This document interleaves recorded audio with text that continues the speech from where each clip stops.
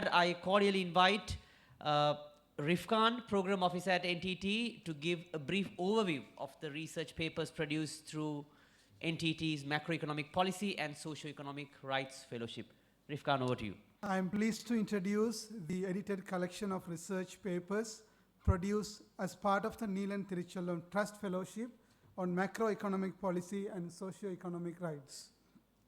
The aim of the Macroeconomic Policy and Socioeconomic Rights Research Fellowship, initiated in 2023, was to foster evidence-based discourse on how macroeconomic policies, decisions, and governance practices affect vulnerable and marginalized populations. This initiative sought to fill the significant gap in academic and policy discourse on economic issues from a human rights perspective by centering the lived realities of those who bear the brunt of economic injustice. The fellowship aimed to uncover how macroeconomic frameworks, often seen as neutral, can in fact exacerbate inequality, jeopardize communities, and contribute to democratic and institutional failures.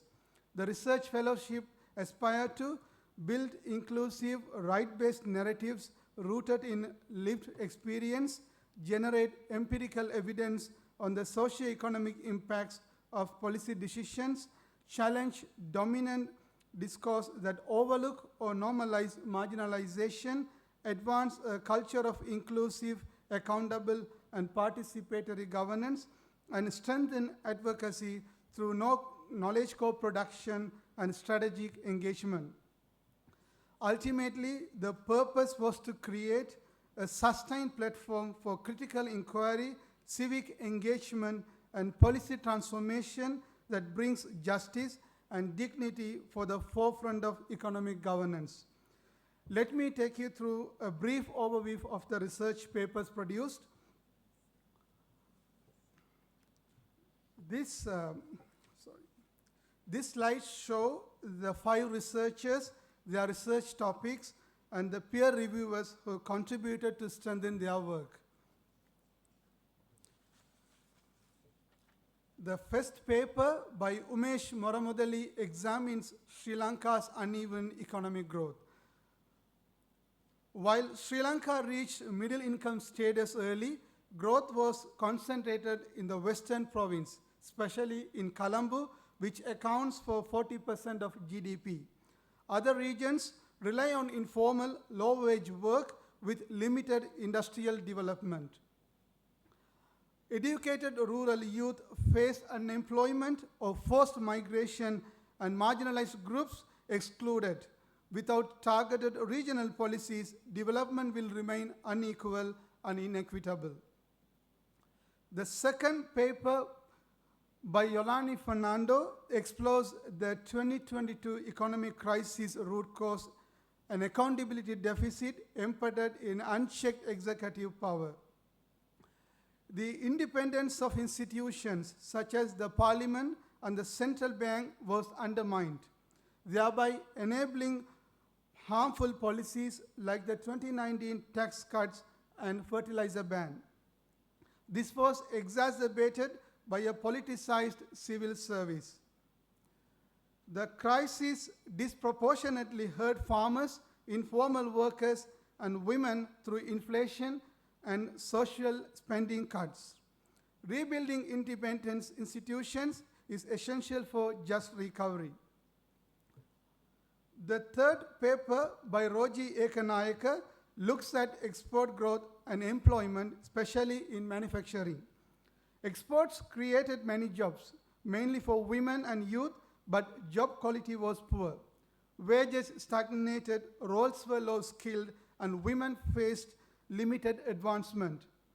The link between export growth and employment weakened over time, exposing labor market issues. Achieving fair and inclusive development requires integrating labor reforms alongside export strategies. The fourth paper by Kanishka Veravella studies the 2023 income tax reforms impact on work patterns, especially middle income earners paying tax for the first time. Newly taxed formal sector workers reduced their working hours, while secondary earners, often spouses and youth, entered the workforce in low-quality jobs. Women's participation stayed unchanged due to care responsibilities and job inflexibility. The reform risked widening gender gaps and pushing workers into informal, insecure employment. Meaningful tax policy requires a deep understanding of social equity and the challenges of caregiving. The fifth paper by Nilupulli Ratnayaka examines trade liberalization and informal employment. Despite tariff cuts, nearly 70% of workers are in the informal sector. Protected industries have more informal jobs as firms avoid regulations. Export sectors like apparel rely on informal subcontracting, so export growth didn't secure jobs. Vulnerable groups, women, rural workers, and the less educated face greater informality, deepening inequality. The pandemic worsened these risks. To distribute growth fairly, trade policy must be paired with strong labor safeguards. These 5 papers remind us how macroeconomic policies influence the lives of the most vulnerables.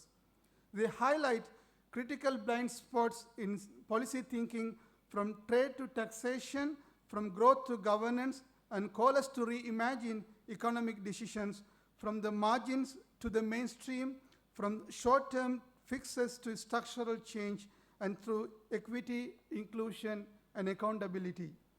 We hope this research sparks deeper inquiry and action toward a more just economy. The edited compilation of the papers will be launched in the coming weeks. You can access the virtual convening recordings by scanning the QR code on the screen. Building on this work, the Nelan Thiruchelvam Trust will continue to engage civil society and wider public in the coming months to deepen the conversation and broaden understanding on these issues. We are deeply grateful to the researchers, peer reviewers, and the mentor to this initiative, Srinivasan Iyer. Your work helps bridge the gap between policy and people and brings us closer to a more inclusive and accountable economic future. With that note, I would like to thank the audience who participated in this event, and I'd like to express my sincere gratitude to Human Rights Watch, the chair of this event, and co-host Nelan Thiruchelvam Trust, Arutha, and LST, and all the panelists who contributed to this event.